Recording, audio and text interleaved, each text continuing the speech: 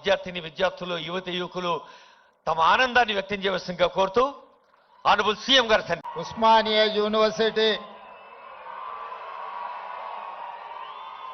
యువ మిత్రులందరికీ అంతర్జాతీయ మానవత్వ దినోత్సవ శుభాకాంక్షలు. డిసెంబర్ 2025 108 సంవత్సరాల చరిత్ర కలిగిన భారతదేశంలోనే అత్యంత పురాతన యూనివర్సిటీలలో 7వ స్థానాన్ని, దక్షిణ భారతదేశంలో 3వ స్థానాన్ని ప్రాధాన్యతను ఆక్రమించిన ఉస్మానియా యూనివర్సిటీ గొప్ప చరిత్రను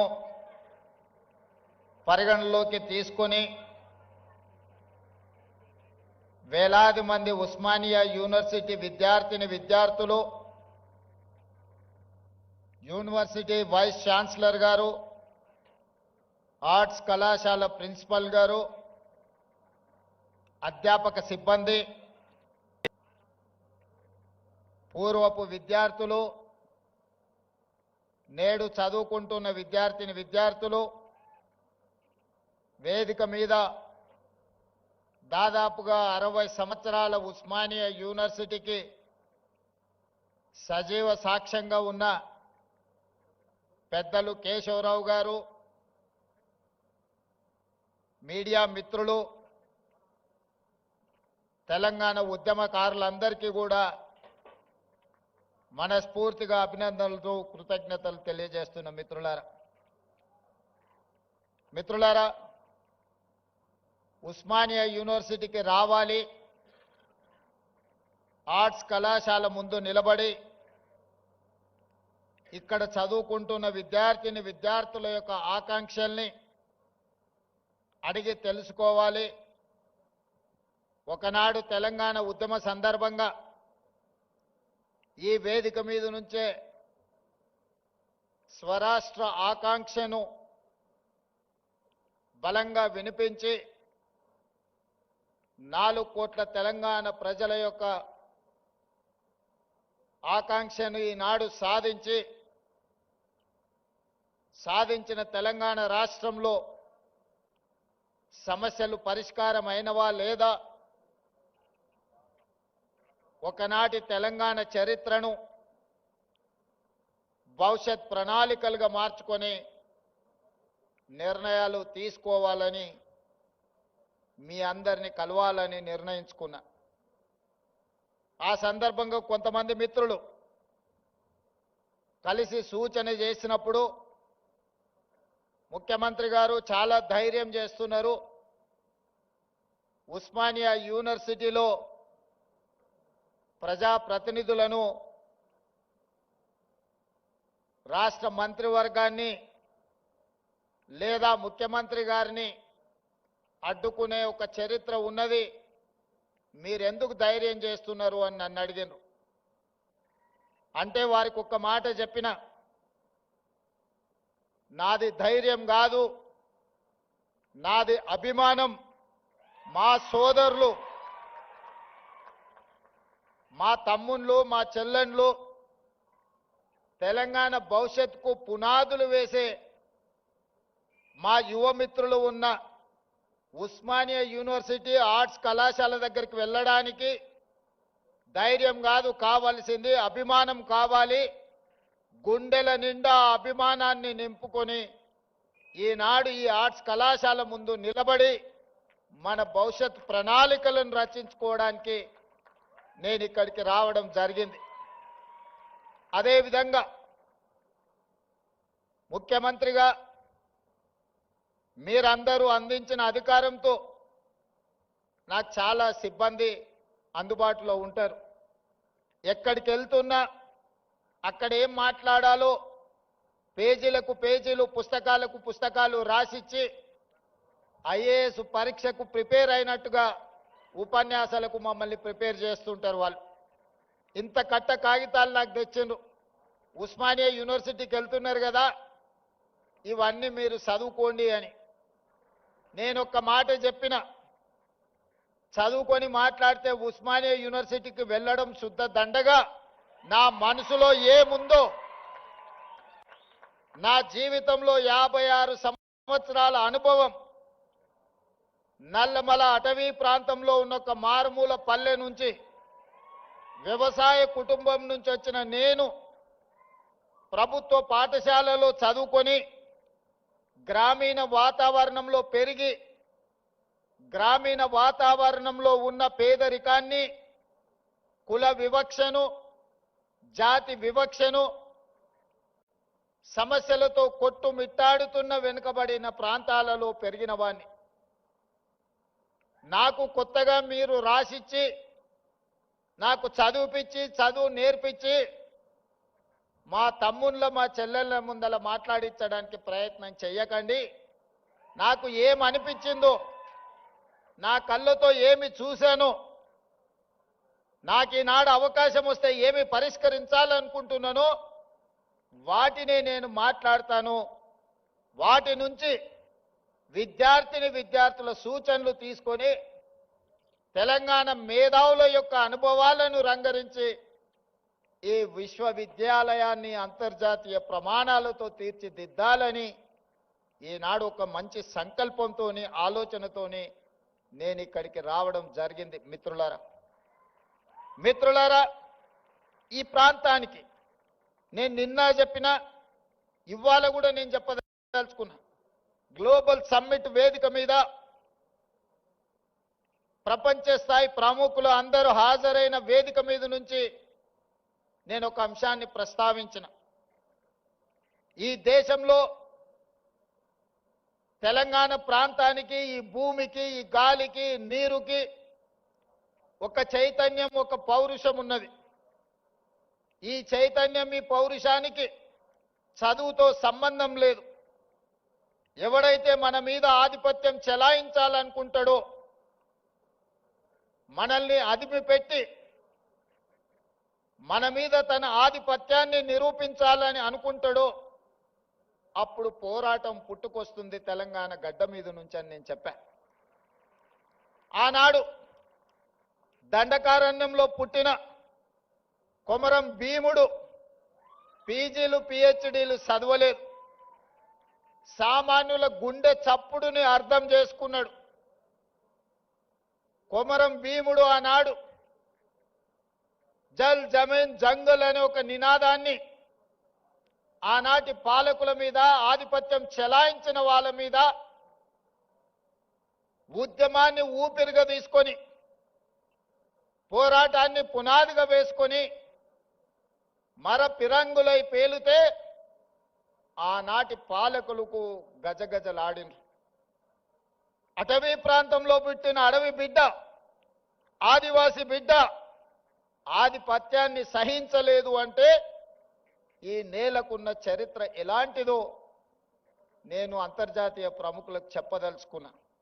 ఆ తర్వాత నిజాములు, రజాకర్లు ఈ ప్రాంతం మీద ఆధిపత్యం చెలాయించడమే కాకుండా వారి రాచరికాన్ని నిలుపుకోవడానికి రాక్షస కృత్యాలకు పాల్పడుతూ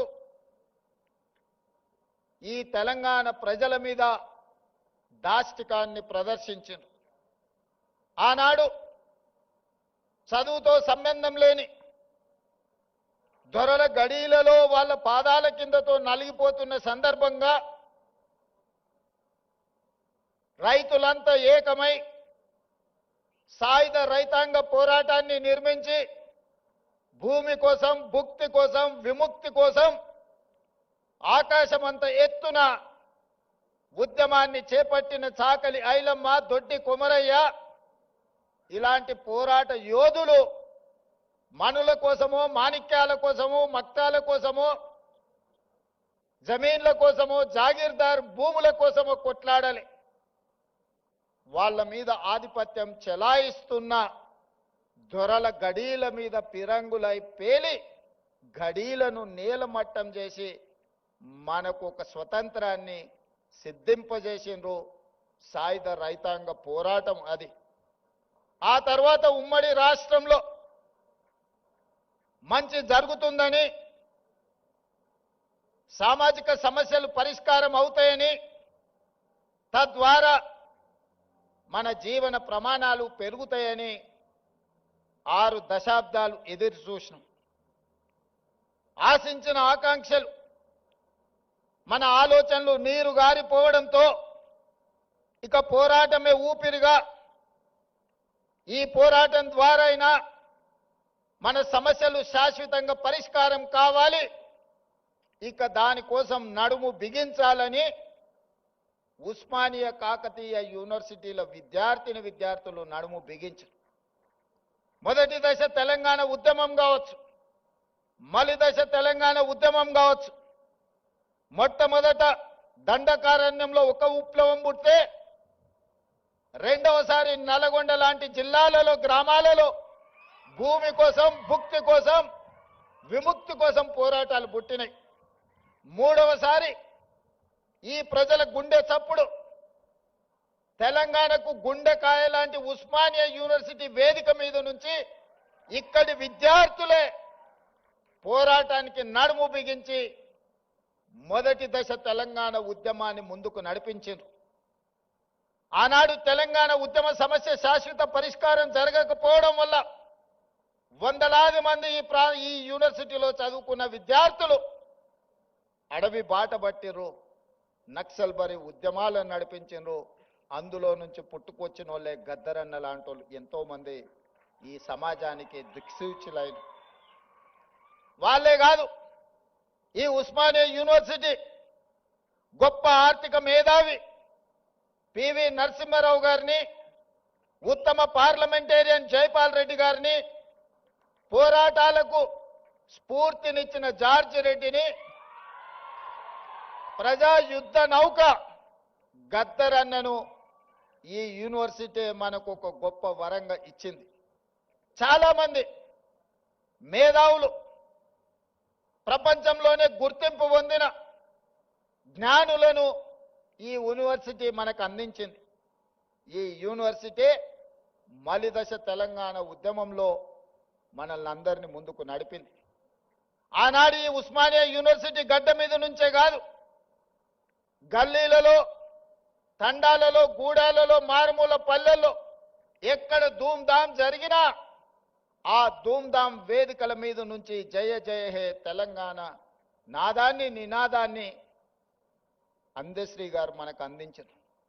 బడికే ఎల్లని ఒక పేదవాడి బిడ్డ గొప్ప ఆసు కవిగా తెలంగాణ ఉద్యమ స్ఫూర్తిని నింపి ప్రతి గూడెంలో, ప్రతి గుండెల్లో జయ జయ హే తెలంగాణ నినాదాన్ని నింపి తెలంగాణ రాష్ట్రాన్ని సాధించడంలో బడికెళ్ళని అందశ్రీ ప్రతి బడిలో ఈ తెలంగాణ నినాదాన్ని ఈరోజు వినిపించే పరిస్థితి ఈ ఉస్మానియా యూనివర్సిటీ కల్పించింది. అందుకే మిత్రులారా, ఎప్పుడు సమాజానికి ఏ సమస్య వచ్చినా ఆ సమస్య మీద ఈ యూనివర్సిటీ విద్యార్థులు కదలడం ద్వారా ఆ సమస్యకు పరిష్కారం దొరికింది. ఆ పరిష్కారమే స్వరాష్ట్ర తెలంగాణ ఆకాంక్ష. మరి తెలంగాణ వస్తే ఇక్కడున్న మా తమ్ముళ్ళు, చెల్లెళ్ళు ఏం ఆశించరు? ఎవరి ఆస్తులు అడగలే, ఎవరి ఫామ్ హౌజులు అడగలే, వాళ్ళు సంపాదించుకున్న సొమ్ములో వాటాలు అడగలే. ఏం అడిగినరు మా తమ్ముళ్ళు? స్వేచ్ఛను అడిగినరు, సామాజిక న్యాయం అడిగినరు, సమానమైన అవకాశాలు అడిగినరు. నేను ఇవాళ అడుగుతున్నా, నేను ఇవాళ చెప్పదలుచుకుని ఈ వేదిక మీద నుంచి నా ఉస్మానియా కాకతీయ యూనివర్సిటీల విద్యార్థులకు స్వేచ్ఛ కోసం, సామాజిక న్యాయం కోసం, సమానమైన అవకాశాల కోసం మీరు ఏదైతే గొంతు ఇప్పినరో ఈ ప్రభుత్వం, ఈ ప్రజాపాలన మీకు వేదిక ఇస్తుంది. మీరు ఎదగండి. మీరు డాక్టర్లు కాండి, లాయర్లు కాండి, ఇంజనీర్లు కాండి, ఐఏఎస్లు కాండి, ఐపీఎస్లు కాండి, గొప్ప మేధావులు కాండి, ప్రపంచానికి దిక్సూచిగా మారే గొప్ప వ్యక్తులుగా మీరు రాణించాలి. మరి ఇదంతా జరగాలి అనంటే పునాదులు బలంగా ఉండాలి. 108 సంవత్సరాల చరిత్ర కలిగిన ఈ ఉస్మానియా యూనివర్సిటీని కాలగర్భంలో కలపడానికి కొంతమంది కుట్రలు చేసిరు. ఆ కుట్రలను ఛేదించి మీరు ప్రజాపాలనను తెచ్చుకున్నారు. ఎవరి గురించి రాజకీయ విమర్శలు నేను చేయదలుచుకోలేదు.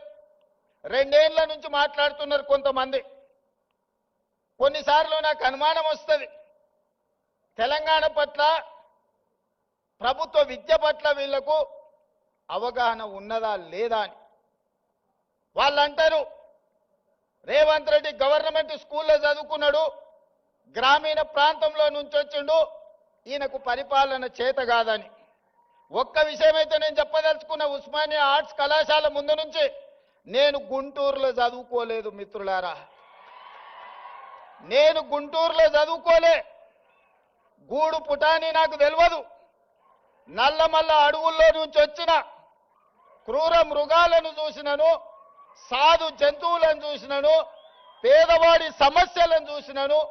పుట్టినప్పటి నుంచి దళితులతోని, గిరిజనులతోని, బలహీన వర్గాలతోని, మైనారిటీలతోని కలిసిమెలిసి పెరిగిన వాళ్ళ సమస్యలు చూసిన.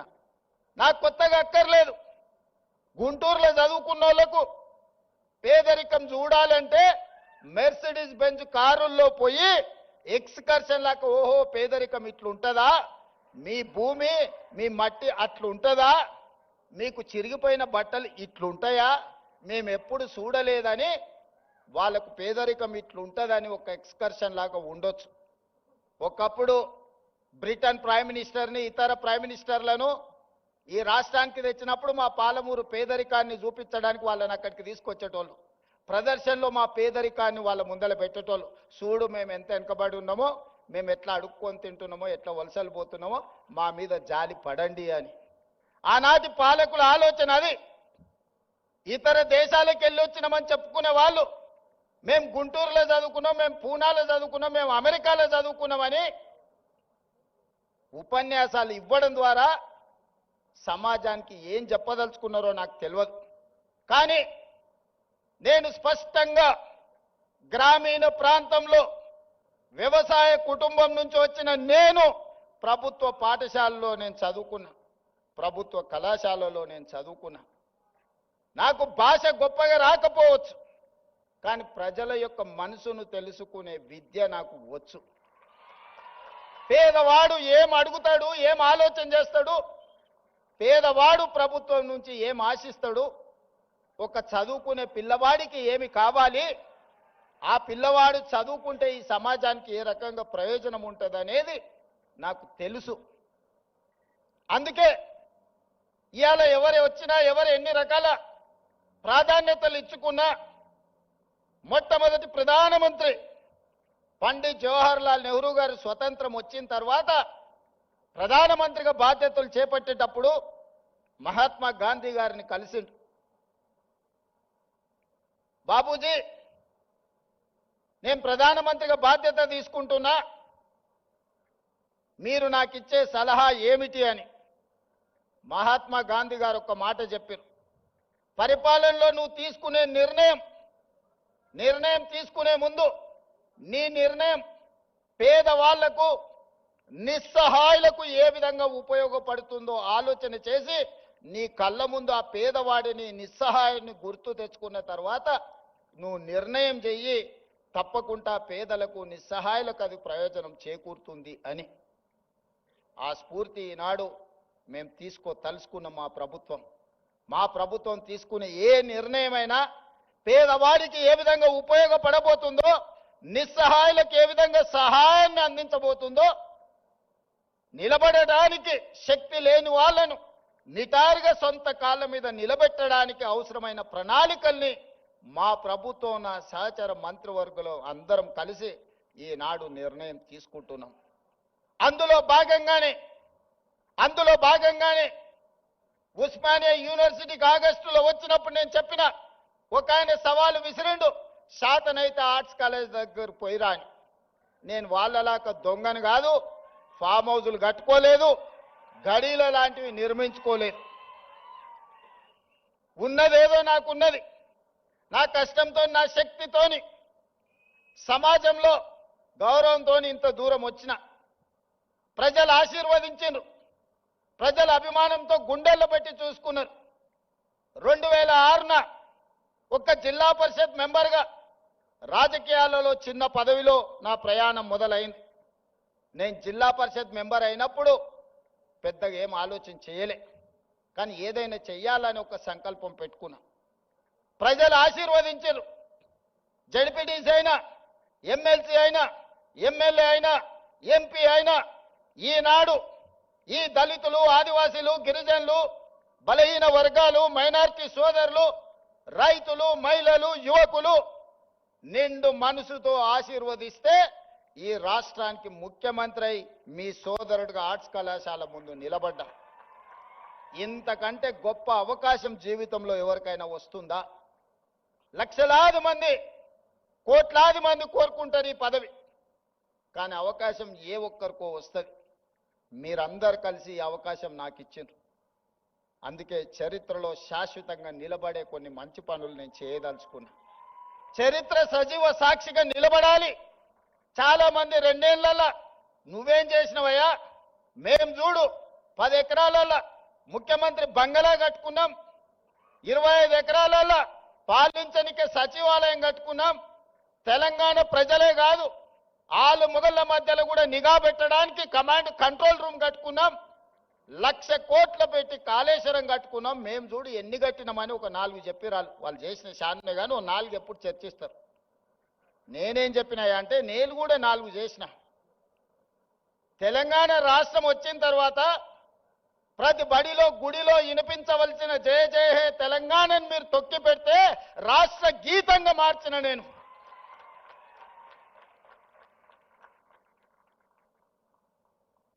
ఆనాడు తెలుగు తల్లి ఎవడికి రా తల్లి, నాకు అన్నం పెట్టిందా, నా కడుపు నింపిందా, ఎవరికి కావాలిరా తెలుగు తల్లి అని ప్రగల్భాలు పలికిన గొప్ప మాటలు మాట్లాడిన వాళ్ళు 10 ఏళ్లలో ఈ సమాజానికి తెలంగాణ తల్లి ఎట్లుంటుందో బహుజనుల తెలంగాణ తల్లిని వాళ్ళు ఆవిష్కరించలేకపోయినారు.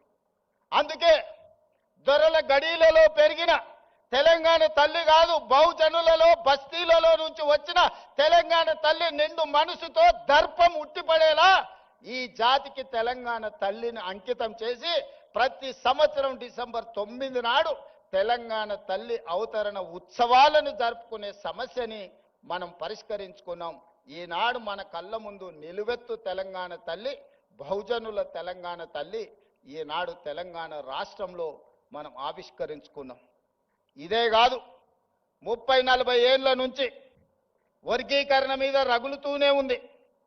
నివురుగప్పిన నిప్పుల వర్గీకరణ సమస్య మన యూనివర్సిటీలలో, మన కళాశాలల్లో, మన గుండెల్లో, మన మనసుల్లో ఎప్పటికప్పుడు ఆ సమస్య రగులుతూనే ఉంది.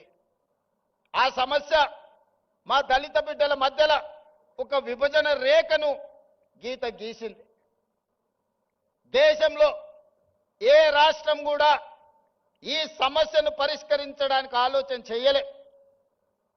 2 వర్గాలుగా విడిపోయిన మా దళిత బిడ్డల్ని ఒక్క దగ్గర కూర్చోబెట్టాలంటే ఈ సమస్యకు శాశ్వత పరిష్కారం ఉండాలి అని మాదిగ ఉపకులాల వర్గీకరణ సమస్యను పరిష్కరించి ఈనాడు శాశ్వతంగా సమస్యకు ఒక పరిష్కారాన్ని చూపించి మా దళిత సోదరులందరూ ఒక్క దగ్గర కూర్చునే విధంగా ఎవరు ఎంతున్నారో వాళ్ళకంత ఇవ్వాలి అన్న ఆలోచన చేసి మొట్టమొదటి రాష్ట్రం తెలంగాణ రాష్ట్రం ఇవాళ వర్గీకరణ సమస్యను పరిష్కరించింది.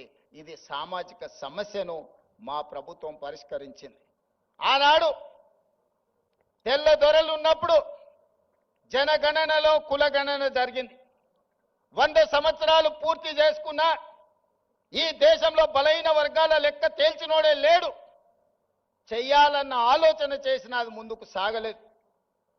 100 ఏళ్ల సమస్యను మేము ఆలోచన చేసి socio economic, education, employment, political and caste survey పకడ్బందీగా చేసి 4 కోట్ల తెలంగాణ ప్రజలలో ఎవరు ఎంతమంది ఉన్నారో పక్కాగా లెక్క కట్టి 100 ఏళ్ల సమస్యకు జనగణనలో కులగణన సమస్యను పరిష్కరించినాం.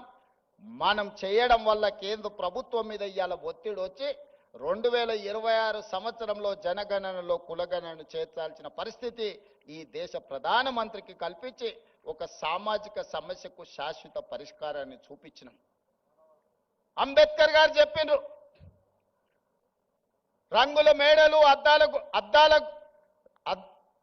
అద్దాల మేడలు రంగుల గోడలంటే అభివృద్ధి కాదు, నిజమైన సంక్షేమం చివరి పేదవాడికి చేరినప్పుడే అభివృద్ధి జరిగినట్టని.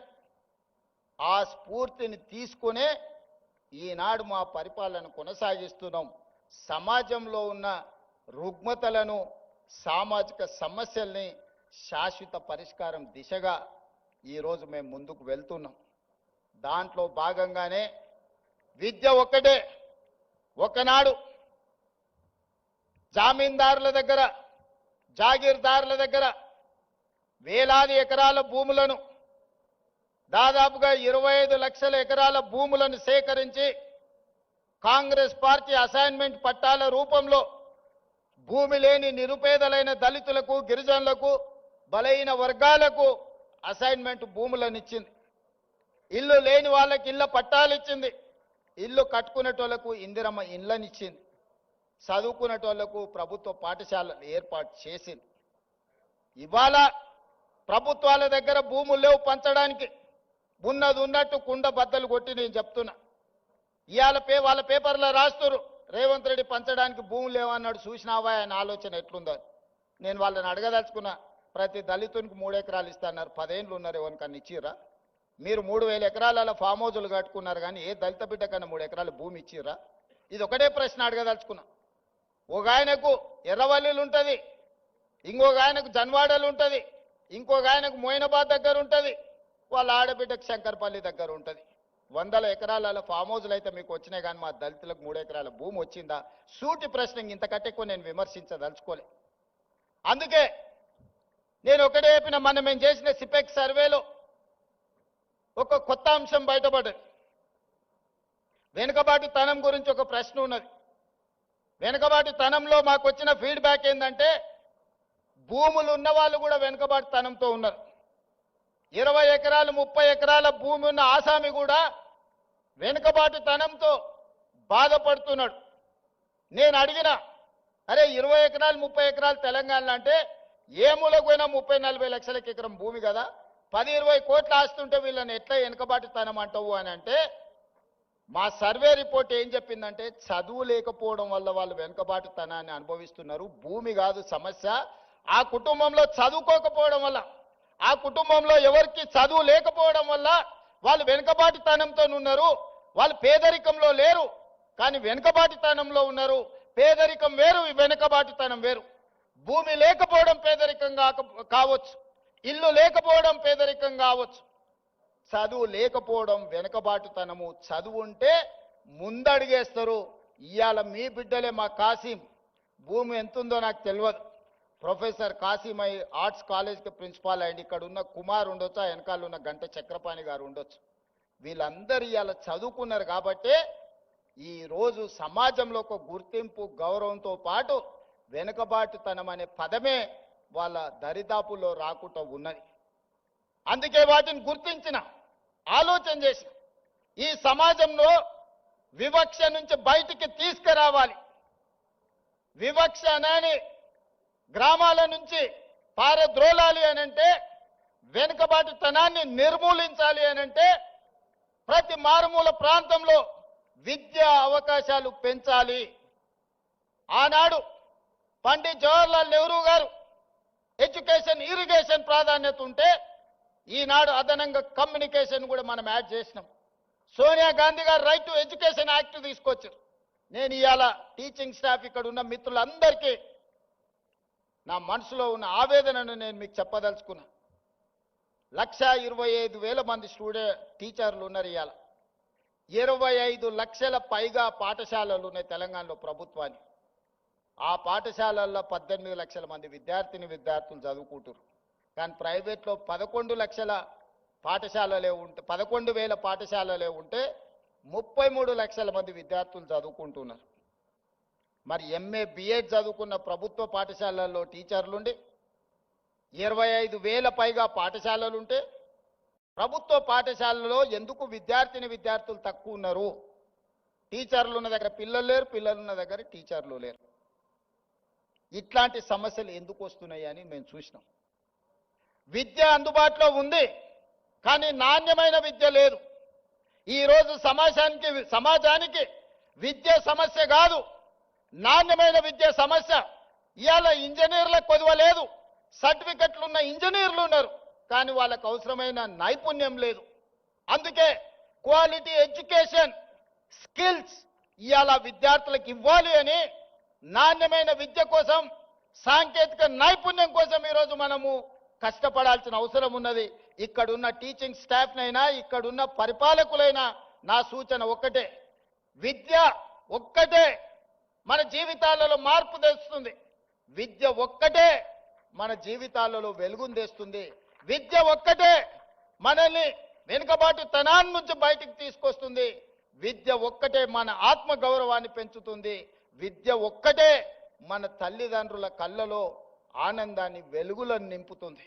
ఆ విద్య, నాణ్యమైన విద్య, సాంకేతిక నైపుణ్యంతో కూడుకున్న, శిక్షణతో కూడుకున్న సాంకేతిక నైపుణ్యాన్ని ఇవ్వాలనుకున్నాం. కుల వివక్షను తొలగించాలి అనంటే ఎస్సీ హాస్టల్ ఒక దగ్గర, ఎస్టీ హాస్టల్ ఇంకొక దగ్గర, మైనారిటీ హాస్టల్, బీసీ హాస్టల్ వేరే వేరే ఊరు బయట కట్టిన తర్వాత ఆ ఎస్సీ హాస్టల్లో చదువుకున్న యువకుడి మైండ్లో ఏముంటుందో ఒక్కసారి ఆలోచన చేయండి. మేము ఎస్సీలం, దళితులం కాబట్టే కదా ఊరు బయట మాకు బడి పెట్టిరని అనుకుంటున్నాం. మేము ఆదివాసులం, గిరిజనులం కాబట్టే కదా ఇసిరేసినట్టు మమ్మల్ని ఎక్కడనో పెట్టినరు అనుకుంటున్నాం. బీసీలు, మైనారిటీలు కూడా అదే ఆలోచన. అందుకే ఈ వివక్ష పోవాలి, మనందరం మనుషులుగా కలిసి ఉండాలి, మనలో మానవత్వము నిండాలి అనంటే వీటిని తొలగించాలి, కులం అనే అడ్డుగోడల్ని తొలగించాలి.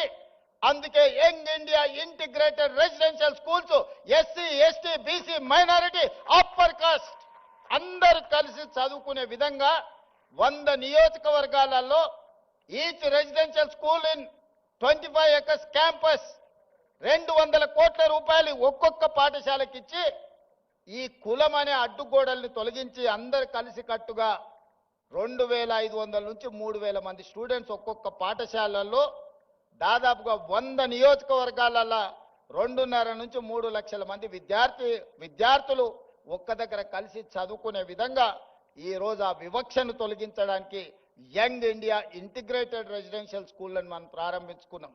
ఈ పేరు ఎక్కడి నుంచి అని మీరు అనుకోవచ్చు. యంగ్ ఇండియా ఈ పేరు నాది కాదు, ఈ పేటెంట్ రైట్ మహాత్మా గాంధీ. దేశ స్వతంత్రం కోసం 1921 నుంచి 1931 వరకు దేశ స్వతంత్ర ఉద్యమాన్ని ఉవ్వెత్తున తీసుకెళ్లాలి, ప్రజలకు సమాచారాన్ని చేరవేయాలని ఆనాడు మహాత్మా గాంధీ గారు ఒక పత్రిక నడిపారు. ఆ పత్రిక పేరే యంగ్ ఇండియా. ఆ యంగ్ ఇండియా స్ఫూర్తితోనే మహాత్మా గాంధీ గారు ఇచ్చిన సందేశంతో ఈరోజు యంగ్ ఇండియా ఇంటిగ్రేటెడ్ రెసిడెన్షియల్ స్కూల్స్ని మనం స్టార్ట్ చేసుకున్నాం. ఇదే కాదు, స్కిల్స్. అందుకే యంగ్ ఇండియా ఇంటిగ్రేటెడ్ స్కిల్ యూనివర్సిటీని మనం మొదలు పెట్టుకున్నాం. మీకు ఉస్మానియా ఉంది, కాకతీయ ఉంది, పాలమూరు ఉంది, మహాత్మా గాంధీ ఉంది, ఇట్లా చెప్పుకుంటూ పోతే సెంట్రల్ చాలా యూనివర్సిటీలు ఉన్నాయి. ఈ యూనివర్సిటీలలో విద్య బోధిస్తున్నాం. అవసరమైన సాంకేతిక నైపుణ్యాన్ని బోధించడానికి ఒక యూనివర్సిటీ ఉండాలని ఆలోచన చేసి యంగ్ ఇండియా స్కిల్స్ యూనివర్సిటీని దేశంలోనే మొట్టమొదటిసారి పబ్లిక్ ప్రైవేట్ పార్ట్నర్షిప్లో Anand Mahindra, Apollo hospitals, Reddy labs, లేకపోతే ఇట్లాంటి ఎంతో మంది నిష్ణాతులు, ఒక దేవయ్య గారు డాక్టర్గా వరంగల్ దళితుడు ఈ రోజు అమెరికాలో ఎంత ఉన్నత స్థానానికంటే అతని ఆస్తి, అతని పిల్లల ఆస్తి లెక్కేస్తే ఒక 4-5 లక్షల కోట్ల రూపాయల ఆస్తి ఉండొచ్చు. ఒక వరంగల్లో పుట్టిన దళిత బిడ్డ దేవయ్య ఈరోజు యంగ్ ఇండియా స్కిల్స్ యూనివర్సిటీలో బోర్డ్ ఆఫ్ డైరెక్టర్. ఎందుకంటే వాళ్ళ నుంచి మీకు ఇన్స్పిరేషన్ రావాలి. వాళ్ళు మీ మంచి భవిష్యత్తు కోసం ప్రతి సంవత్సరం 1,10,000 మంది ఇంజనీరింగ్ గ్రాడ్యుయేట్స్ తెలంగాణ రాష్ట్రం నుంచి పాస్ అవుతారు. వాళ్ళ తల్లిదండ్రులు గ్రామాలలో ఉండే, అయ్యా మా పిల్లగాడు ఇంజనీరింగ్ చదువుకున్నాడు, పెద్ద నౌకరీ అయ్యా, నువ్వు ముఖ్యమంత్రి అని వస్తుంటారు కొడంగల్ నుంచి. వాడిని పిలిచి అప్లికేషన్ పెట్టుకోరంటే వానికి రాయనికి వస్తలేదు. వేరే పని చేసేటోనికి పని ఇప్పించుడు నాకు అలకగా ఉన్నది. ఇంజనీరింగ్ చదివిండి అంటే ఇప్పించుడు చాలా కష్టంగా ఉన్నది. ఇది నేను కొంచెం బాధతో చెప్తున్నా. సర్టిఫికెట్ అయితే వచ్చింది కానీ సాంకేతిక నైపుణ్యం లేదు. అందుకే యంగ్ ఇండియా స్కిల్స్ యూనివర్సిటీ ప్రారంభించి ఆ పిల్లలకు శిక్షణ నైపుణ్యాన్ని ఇచ్చి వాళ్ళని ప్రయోజకులను చెయ్యాలి. ఈరోజు సమాజంలో డిమాండ్ ఉంది కానీ సప్లైలో ఉన్నారు కానీ సమానమైన నైపుణ్యం లేదు. అందుకే యంగ్ ఇండియా స్కిల్స్ యూనివర్సిటీని ప్రారంభించినాం. ఒలింపిక్స్లో మీరు చూస్తున్నారు, చిన్న చిన్న దేశాలు ఎన్నెన్నో గోల్డ్ మెడల్స్ తెస్తున్నాయి. మన దేశానికి ఎప్పుడు అందులోకి పోయేటానికి కూడా వస్తలేదు. టీవీ కాడ చూసి సప్పట్లు కొట్టే ఓ సినిమాలో నేను చూసిన సునీల్ గవాస్కర్, సచిన్ టెండూల్కర్, గచ్చిబౌలి దివాకర్ అని బ్రహ్మానందం డ్రెస్ వేసుకొని కూర్చుంటాడు. చెప్తుంటాడు సునీల్ గవాస్కర్, సచిన్ టెండూల్కర్ నన్ను తొక్కేసిండ్రు, అందుకే నేను ఇక్కడ డ్రెస్ వేసుకొని క్రికెట్ ఆడతానని టీవీ ముందర అందరిని కూర్చోబెట్టి డ్రెస్ వేసుకొని అందరికీ గొప్పలు చెప్పుకుంటుంటాడు. నేను కూడా గచ్చిబౌలి దివాకర్ అని. అట్లనే మన స్కిల్స్ విషయంలో కూడా మన నేతలు మాట్లాడుతుంటారు ఇక వచ్చే గోల్డ్ మెడల్స్ అని, అయిపోయినాక ఒక్కడు కనిపిస్తలేడు. అందుకే 2036లో ఒలింపిక్స్లో గోల్డ్ మెడల్స్ సాధించాలి అంటే మన నైపుణ్యంతో కూడుకునే చిన్న పిల్లల్ని 10 ఏళ్ళు 11 ఏళ్ళు ఉన్నప్పుడే వాళ్ళ యొక్క నైపుణ్యాన్ని గుర్తించి మట్టిలో మాణిక్యాలను వెలికి తీయాలి. 10-12 ఏళ్ళు శిక్షణ ఇస్తే గానీ ఒలింపిక్స్లో ఒక గోల్డ్ మెడల్ సాధించలేడు.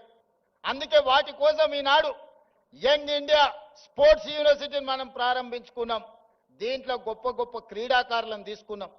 ఈరోజు అభినవ్ బింద్రా, అదేవిధంగా Kapil Dev football all India captain, ఇట్లాంటి వాళ్ళందరూ ఆ స్పోర్ట్స్ బోర్డులో ఉన్నారు. Ravikanth Reddy India volleyball captain, Arjun award మన తెలంగాణ బిడ్డ కూడా అందులో ఉన్నారు. మరి వాళ్ళకు అవసరమైన పెట్టుబడులు పెట్టడానికి కావ్య మారన్, అపోలో బోర్డు సంబంధించిన వాళ్ళు వీళ్ళందరినీ కూడా వాళ్ళకు అవసరమైన ఆర్థికంగా ఆదుకోవడానికి పెద్ద పెద్ద వాళ్ళని ఈరోజు ఒక స్పోర్ట్స్ యూనివర్సిటీని ఈరోజు ప్రారంభించుకున్నాం. తొందరలోనే 10-12 ఏళ్ళు ఎస్సీ ఎస్టీ బీసీ రెసిడెన్షియల్ స్కూళ్ళలో చదువుకునే పిల్లల్లో ఉండే క్రీడా నైపుణ్యాన్ని గుర్తించి వాళ్ళని తీసుకొచ్చి యూనివర్సిటీలో శిక్షణ ఇచ్చి 2036లో తెలంగాణ నుంచి ఒలింపిక్స్లో గోల్డ్ మెడల్ సాధించడానికి ఈరోజు ప్రణాళికలు సిద్ధం చేస్తున్నాం. ఇవన్నీ తెలంగాణలో ఉన్న వెనుకబడిన వర్గాల కోసం, పేదరికంలో మగ్గిపోతున్న మా మిత్రుల కోసం ఆలోచన చేస్తున్నాం. డబ్బులు ఉన్న వాళ్ళు ఎక్కడికైనా పోయి చదువుకుంటారు. వాళ్ళు స్టాన్ఫర్డ్, ఆక్స్ఫర్డ్, లండన్ ఎకనామిక్స్, ఎక్కడికైనా స్కూల్ ఆఫ్ ఎకనామిక్స్లో ఎక్కడో పోయి చదువుకుంటారు. వాళ్ళ గురించి నేను ఆలోచన చేయాల్సిన పని లేదు. అక్కడికి పోలేని వాళ్ళను, అక్కడికి ఎదగాలనుకుంటున్న వాళ్ళకు కూడా మరి ఏమైనా చెయ్యాలి కదా. అందులో భాగంగానే మిత్రులారా ఈ ఉస్మానియా యూనివర్సిటీని వేదిక చేసుకోదలుచుకున్నా. 1000 కోట్లు అనేది పెద్ద విషయం కాదు. నేను డబ్బుల రూపంలో చూడట్లేదు, ఖర్చు రూపంలో చూడడం లేదు. ఇది నా భవిష్యత్ తరాల కోసం పెట్టుబడిగా చూస్తున్నా. ఈ పెట్టుబడి ఈరోజు రాష్ట్ర ప్రభుత్వం ఈరోజు ఇంతకుముందే గచ్చిబౌలిలో టీ హబ్లో ఈరోజు మనం గూగుల్తో ఒక జాయింట్ వెంచర్ స్టార్టప్స్ కోసం ప్రారంభించుకున్నాం. కొత్తగా పరిశోధనలు చేసే వాళ్లకు ఆర్థిక సహాయాన్ని అందించాలి. వాళ్ళకి తెలివి ఉంది, సాంకేతిక నైపుణ్యం ఉంది, వాళ్లకు చెయ్యాలనే ఆతృత ఉన్నది. కానీ ఆర్థికంగా ప్రయోగాలు చేయడానికి ఒక్క రూపాయి లేదు. తల్లిదండ్రులు కూలీ నాలి పనులు చేసుకునే పేదవాళ్ళు ఉన్నారు.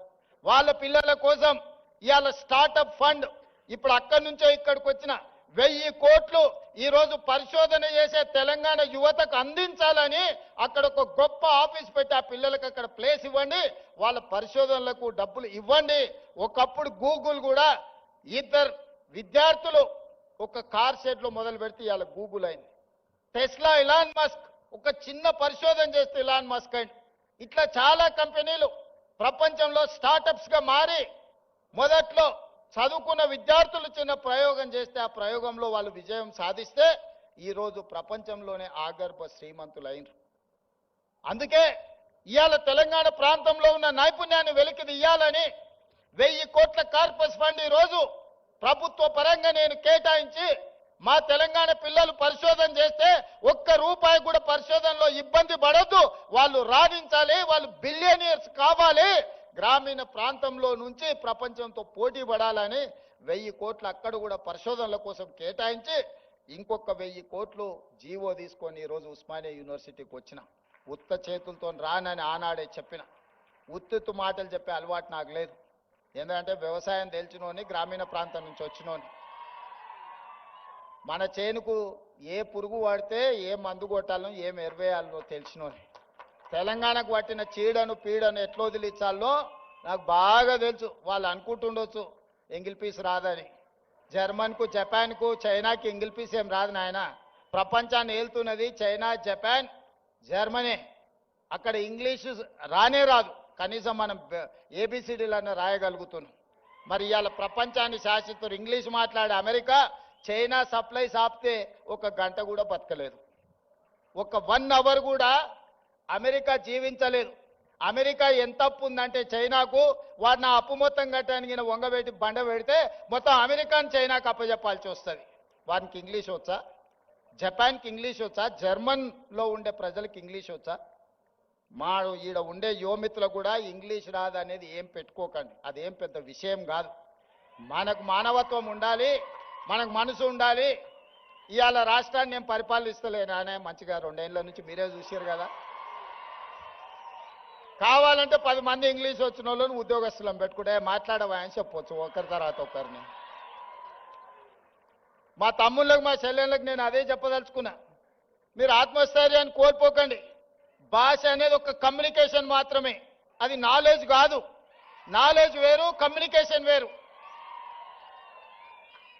మనకు నాలెడ్జ్ ఉంది, మనకు కమిట్మెంట్ ఉంది, మనకు కన్విక్షన్ ఉంది. ఈ నాలెడ్జ్, ఈ కమిట్మెంట్, ఈ కన్విక్షన్ దేశంలో, ప్రపంచంలో ఏ స్థాయికైనా ఎదగడానికి ఉపయోగపడుతుంది. మీరందరు కష్టపడండి. 2 ఏళ్లలో ఉస్మానియా యూనివర్సిటీకి కావాల్సిన అన్ని సమస్యలు నేను పరిష్కరిస్తా. టీచింగ్ స్టాఫ్ గురించి కూడా ప్రొఫెసర్ కాసిం గారు, అదేవిధంగా వైస్ ఛాన్సలర్ గారు చెప్పినారు. మీకే స్వేచ్ఛనిస్తున్నాం, కమిటీ వేసినాం, నియామకాలు ఏ విధంగా చేసుకోవాలనో మీకు అటానమస్గా మీకే ఇస్తున్నాం. మా ఇన్వాల్వ్మెంట్ ఉండదు. మీకు ఎవరైనా మంత్రులు, ఎంపీలో, ఎమ్మెల్యేలో ఫోన్ చేస్తే నాకు చెప్పరు. మీకు ఏదైనా పైరవి పట్టుకొని ఎవరైనా వస్తే నాకు చెప్పండి. వాళ్ళు ఉద్యోగాలు ఇప్పించుడు కాదు, పైరవి పట్టుకొని వచ్చిన వాళ్ళ ఉద్యోగాలు ఊడదీసే బాధ్యత నాది. నేను చెప్పను. ఈ వేదిక మీద నుంచి ఆర్ట్స్ కాలేజ్ ముందే మీకు మాటిస్తాను. మీరెవరు వైస్ ఛాన్సలర్లు అయిన వాళ్ళు మీకు కూడా తెలియదు. మీరు వైస్ ఛాన్సలర్లు అవుతారు. అవునా కుమార్? ప్రొఫెసర్ కుమార్ గారు మీరు చెప్పండి, మీకు తెలుసా ఆర్ట్స్ కాలేజ్ అవుతారని? టీవీలో చూసుకున్నారు కదా. గంటా చక్రపాణి గారు ఇక్కడనే ఉన్నారు. వాళ్ళు వైస్ ఛాన్సలర్లు అయింది కూడా వాళ్ళ టాలెంట్ను చూసి, వాళ్ళ కమిట్మెంట్ను చూసి వాళ్ళైతే వీటిని సరిదిద్దుతారని ప్రభుత్వం వాళ్ళని వీసీలుగా నియమించింది. వాళ్ళ యొక్క శక్తి, వాళ్ళ యొక్క సామర్థ్యం, వాళ్ళకున్న ఆలోచన ఇవన్నీ వాళ్ళని వీసీలను చేసింది. రేపు కూడా ఇదే విధానాన్ని మీరు అవలంబించండి. నో పొలిటికల్ ఆబ్లిగేషన్, నో పైరవి. ఎవరిని కూడా ఎంత వారున్నా కూర్చోబెట్టి కాఫీ ఇప్పించండి. మా ఎంపీలో, ఎమ్మెల్యేలో, మంత్రులు వస్తే మర్యాద ఇవ్వండి. మర్యాదలో లోపం చేయకండి. ఛాయ్ తాగిపించండి, మధ్యాహ్నం వస్తే ఇంత భోజనం పెట్టండి. కానీ ఓ టీచర్ ఉద్యోగం మాత్రం ఇవ్వకండి. ఒక టీచర్ ఉద్యోగం పైరవికారుడికి ఇస్తే రాబోయే 35 ఏళ్ళు 8,000 మంది పిల్లల భవిష్యత్తు వాళ్ళు చెడగొడతారా? ఆ అధికారం మీకు లేదు, నాకు లేదు. పిల్లల జీవితాలతో చెలగాటం ఆడే అధికారం మీకు లేదు, నాకు లేదు. చదువు చెప్పి పిల్లల సమస్యల్ని పరిష్కరించి వాళ్ళని తెలంగాణ సమాజంలో ప్రయోజకులను చేసే వాళ్ళను మీరు సిబ్బందిగా నియమించుకోండి. మీకు కావాల్సిన సహకారాన్ని అందించే బాధ్యత నాది. ఈ ఉస్మానియా యూనివర్సిటీ తెలంగాణకు గుండెకాయ. గుండెకు జబ్బొస్తే మనిషి పోతాడు. తెలంగాణలో కూడా ఉస్మానియా యూనివర్సిటీకి సమస్య వస్తే ఆ తెలంగాణ సమాజానికే తీరని నష్టం తీసుకొస్తుంది. తప్పకుండా ఈ ఉస్మానియా యూనివర్సిటీ వేదికగా మా ప్రభుత్వం వైపు నుంచి మీకు చెప్పదలుచుకున్న, మీకు స్వేచ్ఛ ఉంది, సామాజిక న్యాయం జరుగుతుంది, సమానమైన అవకాశాలు ఇస్తాం. రాజకీయ పార్టీల ఉచ్చులో పడకండి, చదువుకోండి, భవిష్యత్తును నిర్మించుకోండి. సమస్య వచ్చినప్పుడు నిటారుగా నిలబడి కొట్లాడండి. సమస్యల మీద కొట్లాడుతా అంటే నేను వద్దనను. ఇక్కడ కొట్లాడబట్టే తెలంగాణ రాష్ట్ర కళ సాకారమైంది. తెలంగాణ సమాజానికి ఏది ప్రయోజనమో దానికోసం కొట్లాడండి.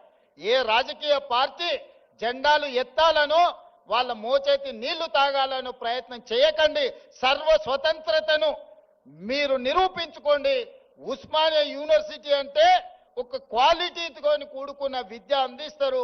ఇక్కడ విద్యార్థులు ప్రపంచాన్ని నడిపించగలుగుతారని నిరూపించాల్సిందిగా మీ అందరికీ సూచన చేస్తూ, అన్ని రకాలుగా ప్రభుత్వం అండగా నిలబడుతుంది. అభివృద్ధి చేసుకుందాం.